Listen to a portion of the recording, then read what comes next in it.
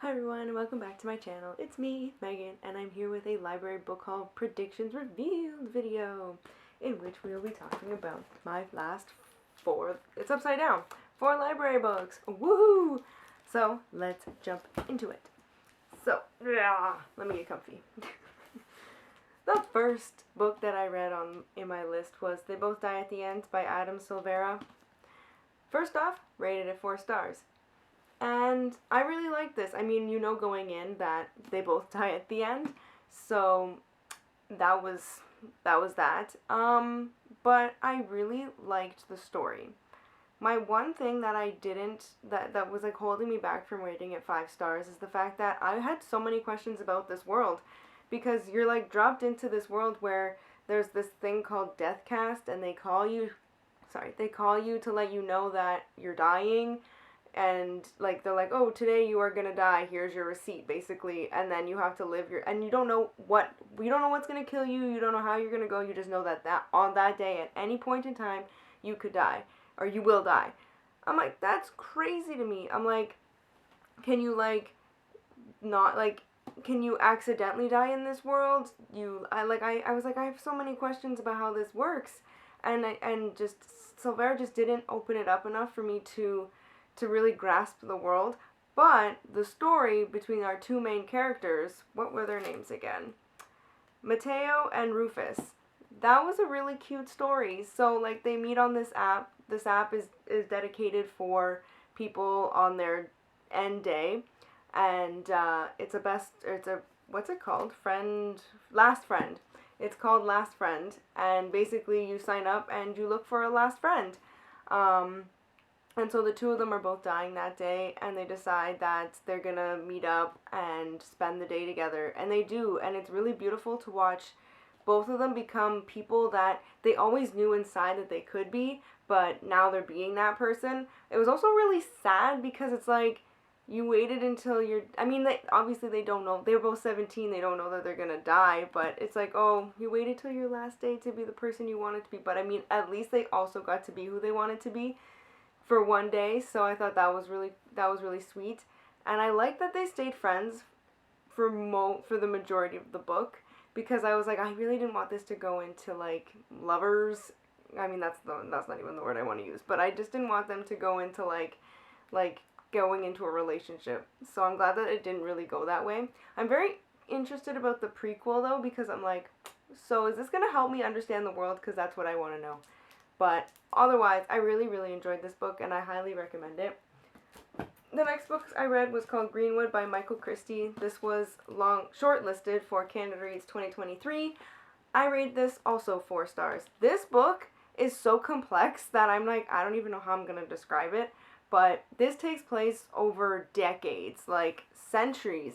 And I like that it webbed in like trees and plant life into human life, and like kind of like metaphorically brought them together. Like, it was really, really well done.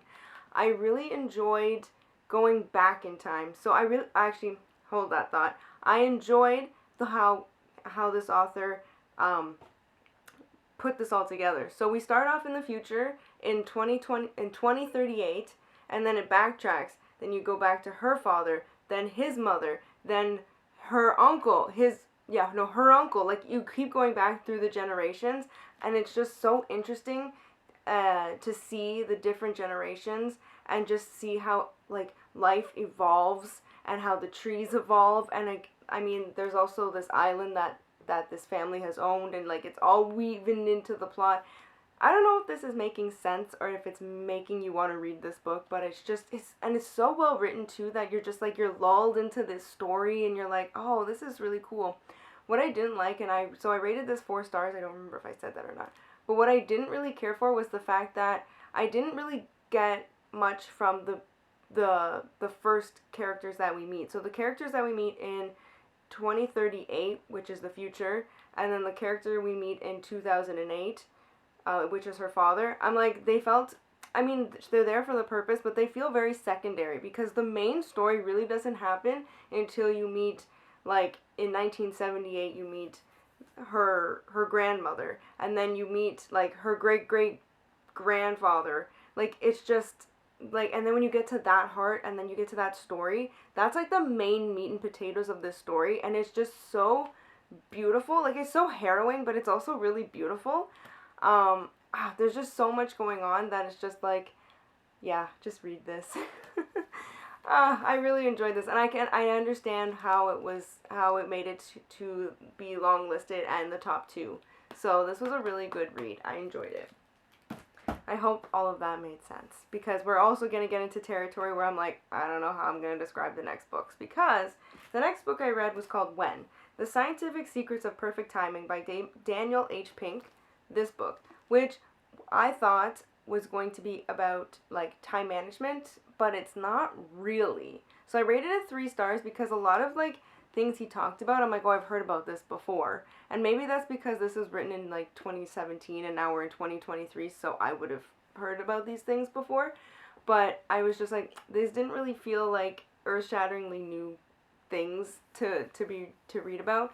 But what I did really like was that it took on, like, it showed how we don't look at the when in a situation, and I thought that was really interesting.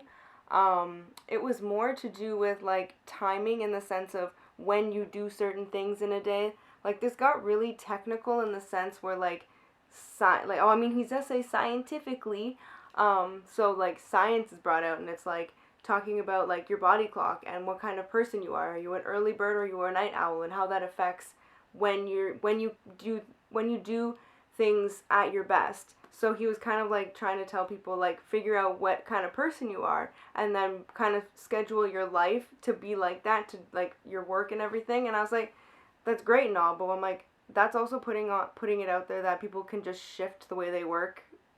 Like, I'm like, that's kind of, not everyone can just be like, oh, I'm just gonna do my work in the morning and then not do anything in the afternoon. Like, employers are gonna be like, what? So, and he even brought up the whole thing about schools and everything, and how schools are like starting later because children work better for working later and stuff like that, or they're trying to. And I was like, this is just a very interesting concept. So I thought it was an interesting read. It was very short, so I mean, I didn't spend a lot of time on it. Do I feel like I benefited from reading this? Not really. So that's why I ended up only rating it 3 stars. But like I say, it was interesting. I don't regret reading it, but I mean, it was one of those books you're like, oh, I read it. Well. Sorry, Daniel H. Pink. Then the last book that I read was The Vanishing Half by Britt Bennett. I finished this yesterday. I still haven't written a proper review for it. By the time this video goes up, I will have done that, but I rated this 3 stars because I don't know, this was one of those books where I just was like, I read this, and now I'm like, I don't have thoughts. I don't know if that's a thing, where you just read something and you're like, I read it. I thought it was, okay. I liked the story of 2 of these twins. So they both leave their small town, and one of them decides that she's going to pretend to be white because she's light enough that she can pretend to be white, and she goes off and she lives her life. She literally cuts everybody off, pretends that they're dead, and that's that. Then she has her twin sister who lives her life as a black woman. She marries a black man who ends up abusing her, and so she ends up leaving him. But then she ends up finding someone who, together she's constantly looking for her sister because she's like, well, I want to know what happened to her. And the whole book is like trying to find out what happened to Stella. Where did Stella go? And along the way, you also kind of learn about who Desiree is as a person, who Stella is as a person. You learn about their daughters. They both end up having daughters, and how that plays into like them being in communication again. It was just a very interesting ride, and I thought like the portrayal of race was very interesting. Like, it's very like racism within the black community, so I thought that was a very, very interesting take to read. I don't really like how it ended, because it just was like the end. Like, it just kind of was like, and that was that. And I was like, oh, okay. So yeah, so I just rated this 3 stars because, as I say, concepts were interesting, story was good, but it's again one of those books where I was like, oh, I read it. And I mean, it didn't wow me in any sort of way, so I was like, alright. Again, I read it. So, those were my last four library books. I started off really strong, and then it kind of deflated like a little bit of a balloon. My last 4 library books. But that's okay. Not every book is gonna be stellar. So, you know, you can't win them all. But that is all I have for you guys today. If you've read any of these books, let me know in the comments below. If you like this video, give it a thumbs up, a like, a comment, a subscribe, a do your thing, and I will see you all in my next video. So thanks, and bye guys!